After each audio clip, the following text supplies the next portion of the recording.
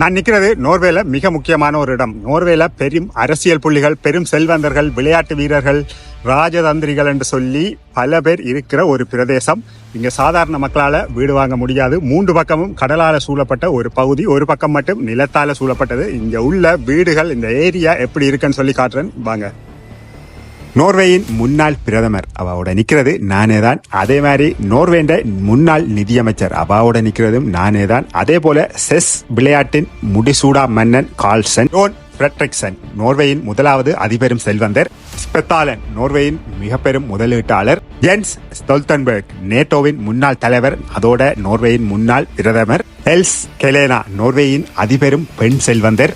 இப்படி இந்த லிஸ்ட் அப்படியே நீண்டு கொண்டே போகும். கிட்டத்தட்ட 100-150க்கும் மேற்பட்ட மிக முக்கியமான புள்ளிகள் வசிக்கிற ஒரு பிரதேசம் தான் இந்த பிரதேசம். ஆனா இந்த இடங்களுக்கு எந்த விசேடமான பாதுகாப்புகளும் இல்ல. சாதாரண ஒரு பொதுமகன் போகலாம், பிக்னிக் செய்யலாம், அந்த கடல்ல குளிக்கலாம். மேகத்தை மட்டும் சுற்றுமதில்களோ, மின்சார வேலிகளோ, ஆயுதம் தாங்கிய படை வீரர்களோ யாருமே இல்லாமல் மிக அமைதியாக அவர்கள் இங்கே வாழ்கிறார்கள். நோர்வேயின் அதிகூடிய விலை கொண்ட ஒரு வீடும் இந்த பகுதியில் தான் விற்கப்பட்டது இந்த ஆண்டு. நோர்வேஜியன் குரோனர் 500 மில்லியனுக்கு. சரி, நானும் இந்த பகுதியில ஒரு வீடு ஒன்று வாங்கி குடியேறுவோம் என்று பார்க்கத்தான் இன்றைக்கு போயிருந்தான். அப்படி சொன்னா நீங்க நம்புவீங்களா?